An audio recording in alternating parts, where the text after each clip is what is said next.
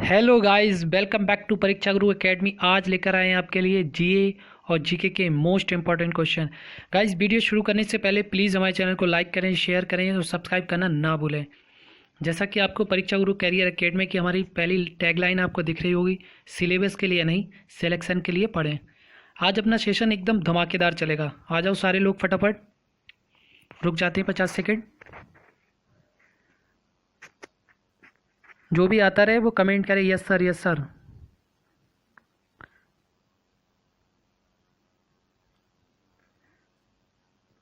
चलो आ गए सारे लोग। चलो शुरू करते हैं पहला क्वेश्चन। अब आते रहेंगे। देखते हैं पहला क्वेश्चन। तो पहला क्वेश्चन क्या है? गुलाम वंश के संस्थापक किसे माना जाता है? महमूद गजनबी, मोहम्मद गौरी, इल्तुतमिश या कुतुबुद्दीन ऐबक? ये तो बहुत बार पढ़ लिया होगा गाइस आपने। तो क्या हो जाएगा इसका right answer? Option D, Qutubuddin Aibak. और अपने लोग थोड़ा स्पीड से चलेंगे ताकि मैं आपको इसके साथ साथ सारी चीज़ें डिटेल से बता सकूं। तो गुलाम वंश के संस्थापक किसे माना जाता है? कुतुबुद्दीन ऐबक। चलिए दिल्ली सल्तनत के बारे में जान लेते हैं। एक ट्रिक होती है, गुल खिला तो शायद लो। ठीक है, कौन सी ट्रिक है ये? गुल, बहुत सारे लोगों ने, स्टूडेंट ने पहले भी पढ़ी होगी। गुल खिला तो शायद लो। गुल से गुलाम वंश और खिला से खिलजी वंश और गुल खिला तो से तुगलक वंश और शायद से सैयद वंश और लास्ट में लो से लोधी वंश। आगे समझ में? अच्छा, कुतुबुद्दीन ऐबक का शासन कब से मतलब गुलाम वंश का शासक कब से कब तक चला? तो आपका 1236 से 1290 तक। ठीक है, गुलाम वंश का शासन चला। और इसमें कौन कौन थे आपके? सबसे पहले शुरुआत जो दिल्ली सल्तनत की थी वो कुतुबुद्दीन ऐबक ने, फिर उसके बाद इल्तुतमिश, फिर रजिया सुल्तान, फिर लास्ट में बलवन और उसके बाद खिलजी वंश आ जाता है। ठीक है, बढ़े आगे क्वेश्चन नंबर 2 की ओर। बढ़ते आगे क्वेश्चन नंबर 2 की ओर।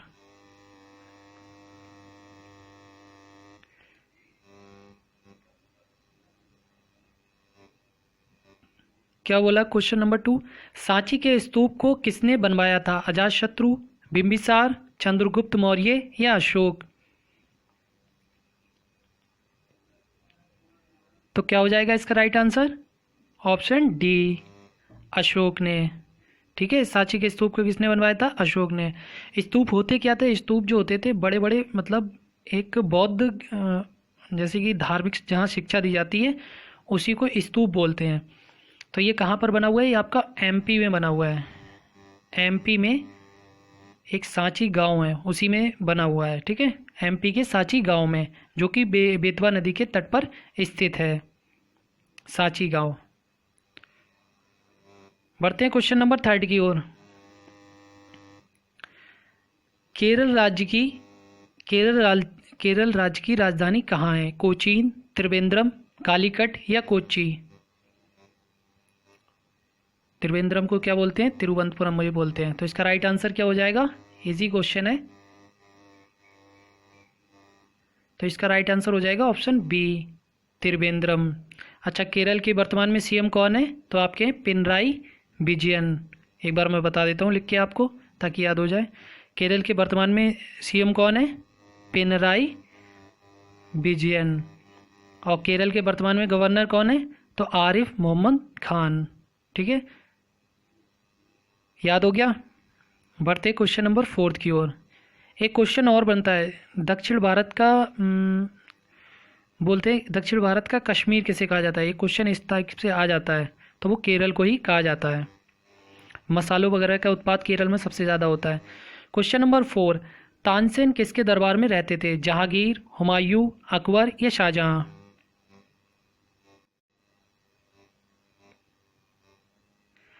तो तानसेन किसके दरबार में रहते थे? तो इसका राइट आंसर हो जाएगा ऑप्शन सी, अकबर के शासनकाल में।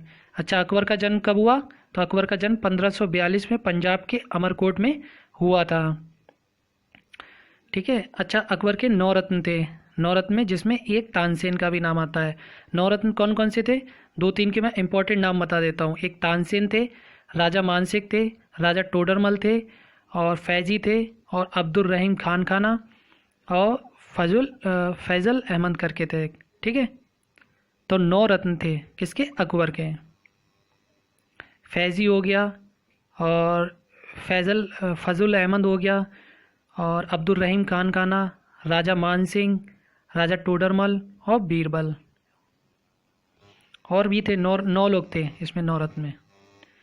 9 रत्न, इसका मतलब ये था कि यही जो थे वो पूरा अकबर का शासन देखते थे। क्वेश्चन नंबर 5, चीनी यात्री फाहियान किसके दरबार में आया था? समुद्रगुप्त, हर्षवर्धन, चंद्रगुप्त, या चंद्रगुप्त द्वितीय? तो चीनी यात्री फाहियान किसके दरबार में आया था? तो इसका राइट आंसर हो जाएगा ऑप्शन डी, चंद्रगुप्त द्वितीय के शासनकाल में आया था, जिन्हें विक्रमादित्य की भी उपाधि दी गई थी चंद्रगुप्त द्वितीय को। बढ़ते क्वेश्चन नंबर 6 की ओर। थोड़ा जूमिंग कम कर लेते हैं। भारत में किस मुगल बादशाह के द्वारा मनसबदारी प्रथा का प्रचलन शुरू किया गया? बाबर, हुमायूं, अकबर, या जहांगीर? तो भारत में किस मुगल बादशाह के द्वारा मनसबदारी प्रथा का प्रचलन शुरू किया गया? तो इसका राइट आंसर हो जाएगा ऑप्शन सी, अकबर के द्वारा। ये कब शुरू किया गया? 1582 ईस्वी में। ठीक है, मनसबदारी का मतलब होता है ओहदा या दर्जा। क्या बोलते हैं?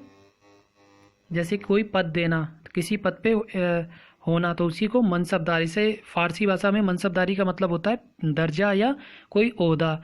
तो इसने उस टाइम में शासन करने के लिए क्या इस्तेमाल किया था? मनसबदारी प्रथा। इसका मतलब ये होता था लोगों को पदों में बांट दिया था, सैनिक को, अर्धसैनिक को, तो सबके अलग अलग पद बना दिए थे। उसी को मनसबदारी प्रथा का प्रचलन कहते हैं। ठीक है, आगे समझ में। अब मनसबदारी प्रथा आज से समझ में आ जाएगा कि मनसबदारी प्रथा होती क्या है। बढ़ते आगे क्वेश्चन नंबर 7 की ओर। गाइज, अब आप क्या करना, जैसे कि अभी तो ये चलेगा वीडियो, उसके बाद आप दोबारा से ही वीडियो देखा करो, फिर उसके बाद नोट किया करो जो जो मैं आपको बोलता हूँ। देखिए, सिलेक्शन उसी का होगा जो प्रॉपर नोट करता है, प्रॉपर नोट्स बनाता है, और बार बार रिवाइज करता है। देखिए क्या होता है, आप लोग एक बार पढ़ा छोड़ दिया, एक बार पढ़ा छोड़ दिया, ऐसे याद भी नहीं होगा, कभी ना याद कर पाएंगे। इजी क्वेश्चन जो होते हैं वो याद हो जाते हैं, और जो अच्छे क्वेश्चन होते हैं वो आपको याद नहीं रहते हैं। तो उसके लिए आपको प्रैक्टिस करेंगे तो याद रहेंगे। बढ़ते क्वेश्चन नंबर 7 की ओर।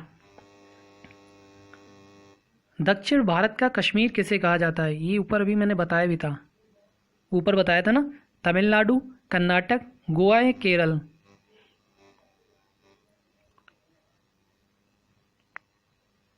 गाइज, हमारी वीडियो को थोड़ा शेयर भी कर दो। व्यूज़ तो सही आते हैं लेकिन लाइक कम आते हैं। लाइक करो और शेयर करो और सब्सक्राइब करना बिल्कुल ना भूलें। और जो भी नए जुड़ते रहे वो बेल आइकन को दबा लें, जिससे कि आने वाली वीडियो का नोटिफिकेशन मिल जाए।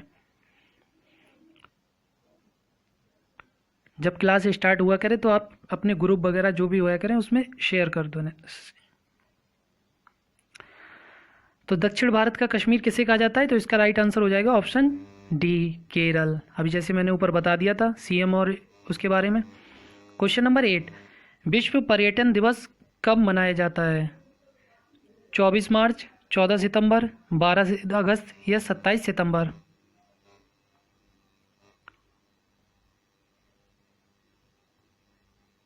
तो क्या होगा इसका राइट आंसर? ऑप्शन डी, 27 सितंबर विश्व पर्यटन दिवस मनाया जाता है, world tourism day. Question number 9, काला पैगोडा कहाँ पर स्थित है? कोणार्क, उदयपुर, जयपुर, या बालासोर? तो काला पैगोडा कहाँ पर स्थित है? तो इसका राइट आंसर हो जाएगा ऑप्शन ए, कोणार्क में। अच्छा, एक पूछा जाता है कोणार्क का सूर्य मंदिर कहाँ पर स्थित है? तो आपका उड़ीसा में। ठीक है, कोणार्क का सूर्य मंदिर उड़ीसा में स्थित है। कोणार्क आपका उड़ीसा के अंदर वहीं आता है। क्वेश्चन नंबर 10, पंचतंत्र के लेखक कौन है? कालिदास, चाणक्य, विष्णु शर्मा, या कल्हड़? तो पंचतंत्र के लेखक कौन है? तो इसका राइट आंसर हो जाएगा ऑप्शन सी, विष्णु शर्मा, जो कि पंचतंत्र के लेखक हैं। बढ़ते क्वेश्चन नंबर 11 की ओर। सर्वाधिक मसाला उत्पादक राज्य है असम, कर्नाटक, तमिलनाडु या केरल? तो सर्वाधिक मसाला उत्पादक राज्य कौन सा है? तो इसका राइट आंसर क्या हो जाएगा? ऑप्शन, जल्दी बताओ क्या हो जाएगा, इजी क्वेश्चन है। तो इसका राइट आंसर हो जाएगा ऑप्शन डी, केरल। यहाँ पर ही सबसे ज़्यादा मसाला उत्पादक होता है, प्रोड्यूस होता है। Question number 12। सिकंदर की मृत्यु किस स्थान पर हुई थी? काबुल, बगदाद, बेबीलोन या तेहरान? तो सिकंदर की मृत्यु कब हुई थी? कब थी इसकी? 326 BC, मतलब कि 326 ईसा पूर्व में लौटते समय इसकी मृत्यु हो गई थी। कहाँ पर हो गई थी इसकी? ऑप्शन सी, बेबीलोन में। Question number 13। खून की कमी से कौन सी बीमारी होती है? हैजा, एनीमिया, ट्रेकोमा या पीलिया?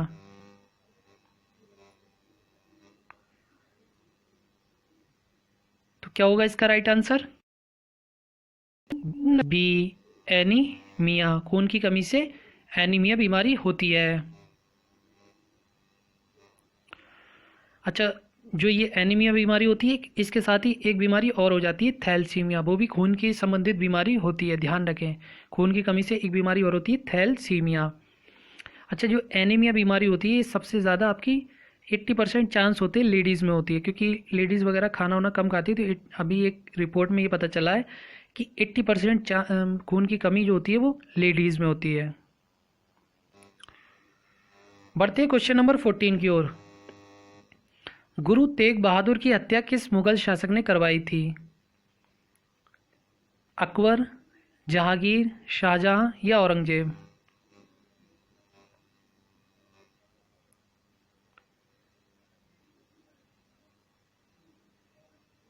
तो गुरु तेग बहादुर की हत्या किस मुगल शासक ने करवाई थी? तो इसका राइट आंसर हो जाएगा ऑप्शन डी, औरंगजेब ने। अगर पूछा जाए गुरु अर्जुन देव की, क्या अर्जुन देव की हत्या, तो अर्जुन देव की हत्या पूछी जाए तो किसने करवाई थी? तो आपकी जहांगीर ने करवाई थी। और गुरु तेग बहादुर की तो वो आपकी औरंगजेब ने, जो कि सिखों के 10वें गुरु थे। Question number 15। एलोरा एवं एलिफेंटा में शैलकृत चैत्य किस काल की है? राष्ट्रकूट, पल्लव, चोल या इनमें से कोई नहीं?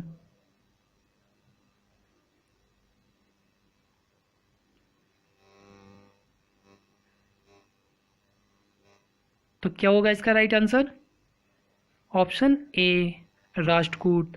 एलोरा एवं एलिफेंटा में शैलकृत जो मतलब दृश्य वगैरह है वो किस काल से है? राष्ट्रकूट काल से। ठीक है, अब देखिए क्या होता है, राष्ट्रकूट हो गया, पल्लव हो गया, ये कुछ दक्षिण वाले राज्य हैं। अब इन्हें बताते रहेंगे तो ये चीज़ें थोड़ा सा अब एग्जाम में बहुत कम क्वेश्चन आते हैं दक्षिण भारत से, दक्षिण भारत के इतिहास से। तो इस वजह से जो कुछ एग्जाम में पूछा जाता है उसी को याद करें। ये थोड़ी सब पढ़ेंगे तो फिर ऐसे तो सिलेबस ख़त्म ही नहीं होगा कभी। ठीक है, तो जो जितना हम कराते हैं वो आपके लिए ऐसा कराते हैं जी, आपके एक्सपेक्टेड क्वेश्चन होते हैं कि यहीं तक पूछे जाएंगे, इससे ऊपर लेवल नहीं बढ़ेगा। Question number 16। चीन में लाल क्रांति कब हुई? 1910, 1920, 1949 या 1955? तो चीन में लाल क्रांति कब हुई? थोड़ा टफ क्वेश्चन है, चलिए मैं बता देता हूँ। इसका राइट आंसर हो जाएगा ऑप्शन सी, 1949 में। और इसमें किसका हाथ था? तो इसमें माउथ से करके एक पर्सन थे, माउथ से। और ये इसके बाद 1949 के बाद लाल क्रांति जब हो गई, उसके बाद पहला गणतांत्रिक, एशिया का पहला गणतांत्रिक देश बना चीन। ठीक है, याद रखें। उससे पहले वहाँ पर क्या था? राजा वाला शासन चलता था, तो वो ख़त्म होके पहला गणतांत्रिक देश बना 1949 में। बढ़ते क्वेश्चन नंबर 17 की ओर। विश्व का सबसे छोटा देश कौन है? मालदीव, सूडान, श्रीलंका या वेटिकन सिटी?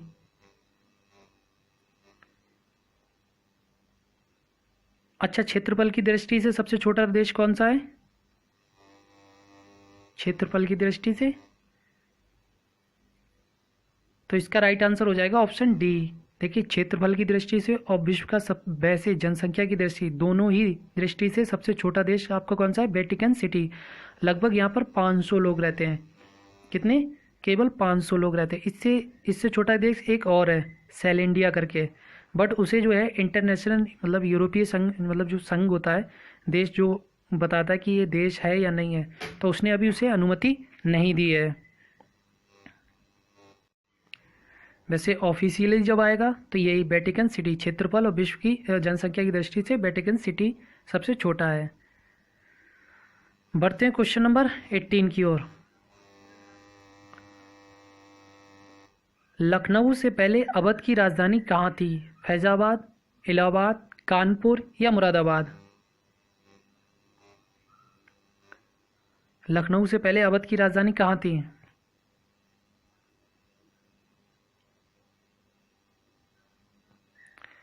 तो क्या हो जाएगा इसका right answer? Option A, Faizabad. Lucknow से पहले अवध की राजधानी आपकी फैज़ाबाद थी। अच्छा, फैज़ाबाद का नाम बदलकर क्या रख दिया गया है? तो फैज़ाबाद का नाम बदलकर अयोध्या रख दिया गया है। Question number 19। निम्न में से किस राजवंश की नौसैनिक शक्ति मजबूत थी? चेर, राष्ट्रकूट, चोल या चालुक्य? ये दक्षिण भारत के इतिहास से रिलेटेड क्वेश्चन है। नौसैनिक मतलब कि नेवी शक्ति जो थी वो किसकी मजबूत थी, स्ट्रॉन्ग थी? चलो मैं बता देता हूँ, ये थोड़ा टफ क्वेश्चन है। तो इसका राइट आंसर हो जाएगा ऑप्शन सी, चोल शासकों की। देखिए, चोल, चेर, चालुक्य ये आपके दक्षिण भारत के सबसे प्रसिद्ध वंशज माने जाते हैं। दक्षिण भारत के चेर, चोल और चालुक्य, ठीक है। और एक पल्लव भी आता है। तो किस राजवंश की नौसैनिक शक्ति मजबूत थी? चोल शासकों की। Question number 20। अरब सागर की रानी किसे कहा जाता है? त्रिवेंद्रम, कोचीन, कालीकट या नीलगिरी? तो क्या होगा इसका राइट आंसर?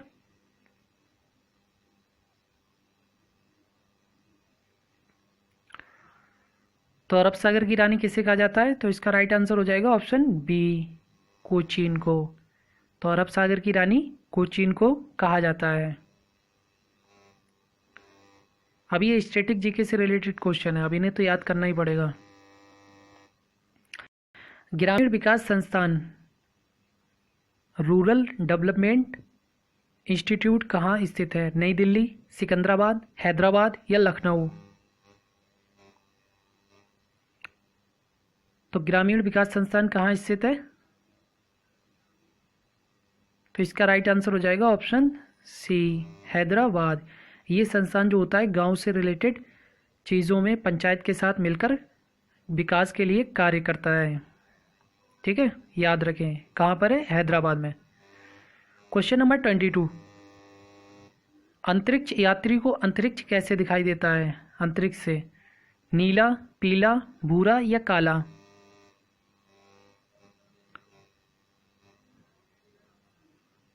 तो क्या हो जाएगा इसका राइट आंसर? ऑप्शन डी, काला दिखाई देता है। अंतरिक्ष से कोई भी चीज़ देखेंगे तो वो काला ही दिखाई देगा। Question number 23। बिजली के बल्ब का तंतु किसका बना होता है? तांबा का, चांदी का, टंगस्टन का या आयरन का? अच्छा, बिजली का बल्ब इस तरीके से होता है, ठीक है। तो इसमें जो ऐसे करके फिलामेंट होता है तो वो किसका बना होता है? तो आपका टंगस्टन का। तो इसका राइट आंसर ऑप्शन सी। अच्छा, टंगस्टन ये आपका आवर्त सारणी में छठे आवर्त में पाया जाता है। इसका परमाणु क्रमांक 74 होता है। कितना होता है परमाणु क्रमांक इसका? 74 होता है। एटॉमिक नंबर 74 होता है, 74, ठीक है। और बिजली के बल्ब में कौन सी गैस भरी होती है? तो आर्गन गैस आपकी भरी होती है, निष्क्रिय गैस ऑर्गन भरी होती है। अगर इसमें थोड़ी सी भी हवा लग जाएगी तो ऑक्सीजन के संपर्क में आने से इसका तार क्या होता है? ये डैमेज हो जाता है। ये जो बीच वाला तार होता है इसमें ये डैमेज हो जाता है। टंगस्टन ये होता क्या? टंगस्टन एक ऐसे कह सकते हैं टीन की तरह ही होता है, टिन की तरह होता है, ठीक है। टंगस्टन कैसा होता है?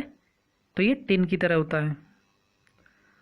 आगे समझ में, बढ़ते हैं आगे। Question number 24। आज थोड़ा स्पीड है ना। भारतीय संविधान में संसदीय स्वरूप किस देश के संविधान से लिया गया है? फ्रांस, कनाडा, ब्रिटेन या यूएसए?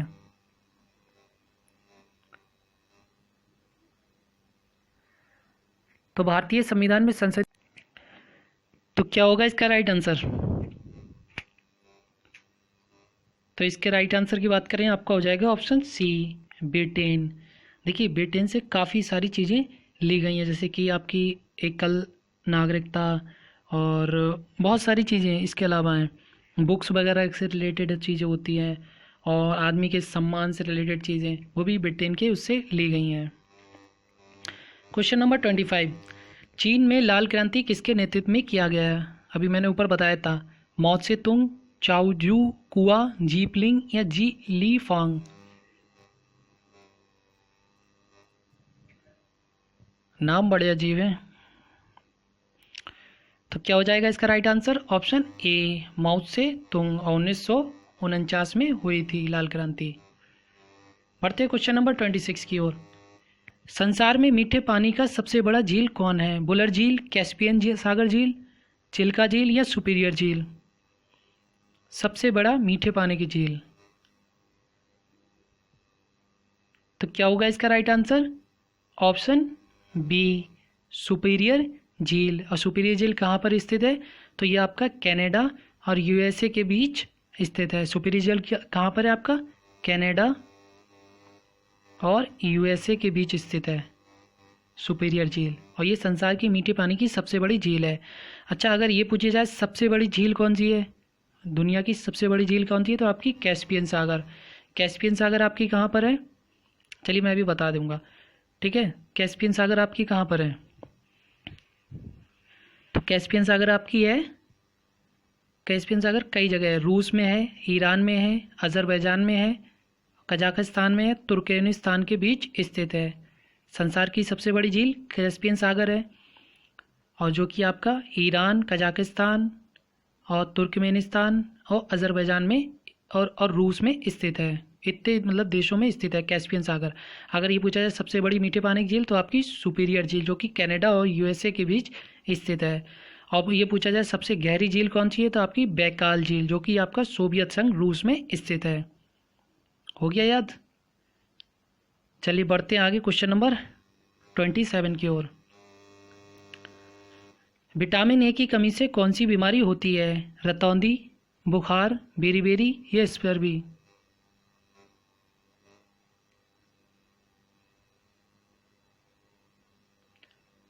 तो क्या होगा इसका राइट आंसर? ऑप्शन ए, रतौंधी रोग होता है विटामिन ए की कमी से। और विटामिन ए जो होता है वो ऐसा होता है जो अपने पेट में यकृत में संचरित अवस्था में रहता है। मतलब जब हमारे में थोड़ा सा विटामिन कमी होती है तो वो ये निकलता है, जो हमारी शरीर को प्रोटेक्शन देता है। विटामिन का जो मेन काम होता है, देखिए विटामिन क्या होता है, रोगों से लड़ने में काम आते हैं। विटामिन जो होते हैं रोगों से लड़ने में काम आते हैं। प्रोटीन क्या होता है? प्रोटीन हमारी बॉडी को गेन करता है, बॉडी को बड़ा बनाता है। और रतौंधी का, इसका विटामिन ए का रासायनिक नाम क्या होता है? रेटिनॉल। क्या होता है? रेटिनॉल। विटामिन ए का रासायनिक नाम रेटिनॉल। बढ़ते क्वेश्चन नंबर 28 की ओर। ग्रैंड स्लैम किससे संबंधित है? लॉन टेनिस, फुटबॉल, हॉकी या बैडमिंटन?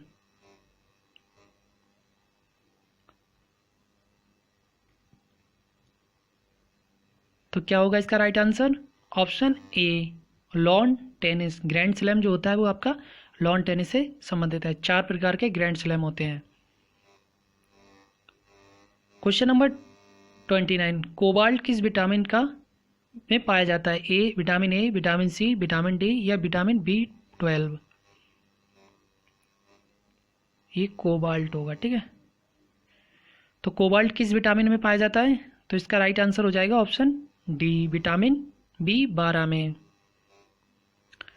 बढ़ते क्वेश्चन नंबर 30 की ओर। डायनामाइट में मुख्य रूप से किसका प्रयोग किया जाता है? नाइट्रोग्लिसरीन का, हाइड्रोजन का, यूरेनियम का या हेमेटाइट का?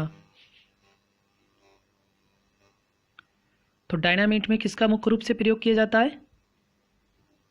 तो इसका राइट आंसर होगा ऑप्शन ए, नाइट्रोग्लिसरीन का। नाइट्रोग्लिसरीन का जब इसमें मिश्रण मिलाते हैं तो ये बहुत हार्ड बनता है। डायनामाइट जो होता है वो बहुत खतरनाक होता है। अगर आधे मतलब समझ लें, जैसे कि बोलते हैं अगर 50-60 डायनामाइट अगर एक जगह रख दिया जाए तो कम से कम 4-5 देश एक साथ में उड़ जाएंगे, इतना खतरनाक होता है डायनामाइट। क्वेश्चन नंबर 31, राज्यसभा के 1/3 सदस्य कितने वर्षों के अंतराल पर सेवानिवृत्त हो जाते हैं? 6 वर्ष, 4 वर्ष, 3 वर्ष या 2 वर्ष?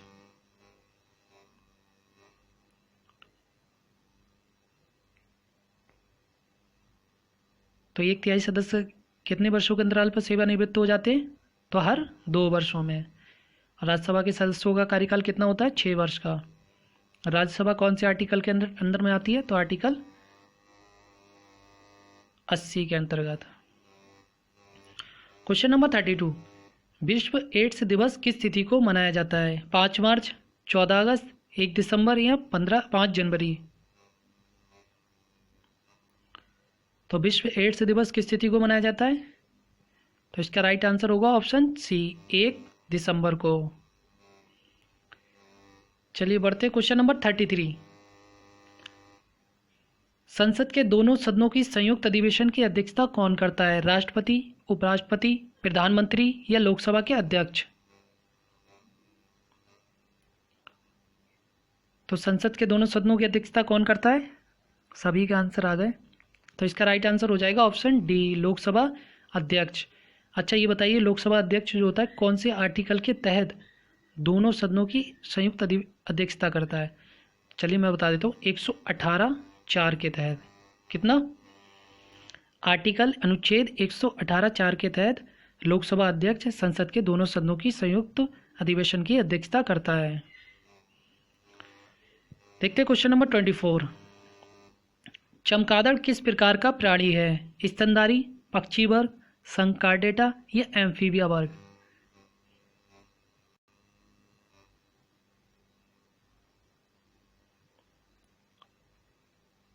तो चमगादड़ किस प्रकार का प्राणी है? तो इसका राइट आंसर होगा ऑप्शन ए, स्तनधारी। इसे इंग्लिश में बोलते हैं मैमल्स। क्या बोलते हैं? मैमल्स, इंग्लिश वाले। देखिए मैमल्स की एक खास बात होती है, ये अंडे नहीं देते, ये क्या देते हैं? दूध देते हैं। स्तनधारी जो होते हैं उनका एक गुण पाया जाता है, कुछ अब्बात भी है लेकिन अब्बात को छोड़कर, ठीक है। ये अंडे नहीं देते, ये दूध देते हैं स्तनधारी। और चमगादड़ जो है वो एक अब्बात है। तो चमगादड़ क्या है? स्तनधारी है। पक्षी वर्ग में नहीं आता चमगादड़। वेल है वो मछली वर्ग में नहीं आती, वो उसमें स्तनधारी में आती है। क्वेश्चन नंबर 35, शुंग वंश के संस्थापक कौन थे? चंद्रगुप्त मौर्य, पुष्यमित्र शुंग, शिशुनाग या Ajatashatru?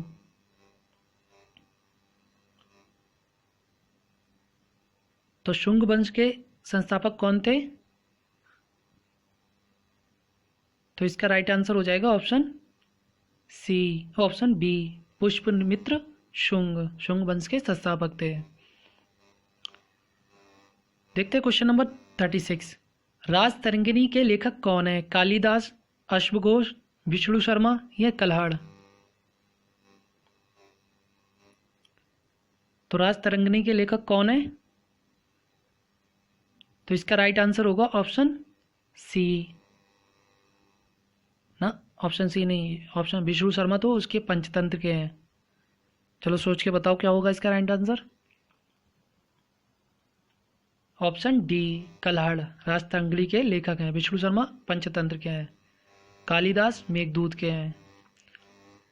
Question number 37, the making of the Mahatma film के निर्देशक कौन है? श्याम बेनेगल, सत्यजीत रे, सतीश धवन या Devin Dhawan? The making of the Mahatma के निर्देशक मतलब कि डायरेक्टर कौन है?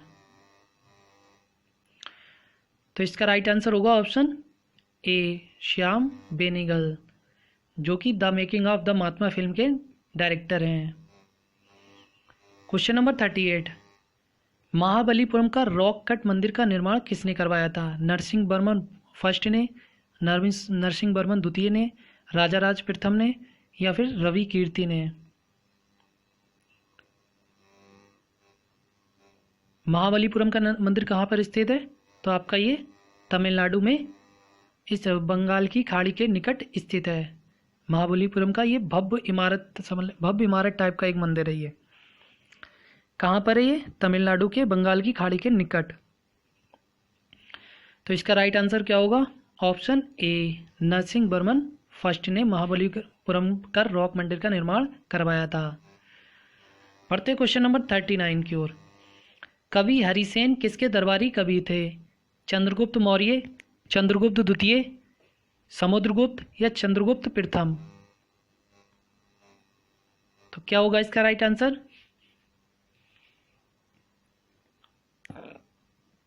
Option C, Samudragupta. कवि हरिसेन जो थे समुद्रगुप्त के दरबारी कवि थे। अच्छा, एक चीज़ और, समुद्रगुप्त जो भारत का नेपोलियन किसे कहा जाता है? तो आपका समुद्रगुप्त को ही कहा जाता है, जिन्होंने हूणों के आक्रमण को विफल कर दिया था। Question number 40। गूगली शब्द का संबंध किस खेल से है? फुटबॉल, हॉकी, टेनिस या क्रिकेट? ये तो सारे लोग बता देंगे इसका आंसर। तो क्या होगा इसका right answer? Option D, cricket से संबंधित है। ठीक है गाइज, अब आफ्टर वीडियो के बाद अपना कमेंट में स्कोर ज़रूर बताना कि सर हमारे इतने क्वेश्चन राइट हुए। देखिए क्वेश्चन क्या है, अब जो है मॉडरेट लेवल के हैं, थोड़ा इजी, मॉडरेट, फिर टफ, इस तरीके से 3 टाइप में चल रहे हैं। और अपने पास जितना भी हो सके उतना कंट्रीब्यूट करें, और जितना भी आप खाना खिला सकते हैं, किसी को देख सकते हैं, किसी को दवा दे सकते हैं, जैसे भी आप कर सकते हैं करें। ये हम लोग की एक जिम्मेदारी है। ठीक है, अगर थोड़ा भी हम सही हैं तो हम एक दूसरे की हेल्प कर सकते हैं। और गाइस वीडियो कैसी लगी लाइक करें, शेयर करें और सब्सक्राइब करना ना भूलें। और जो भी लोग नए हैं वो बेल आइकन को दबा लें, जिससे कि हमारे आने वाली वीडियो का नोटिफिकेशन मिल जाए। Okay, bye.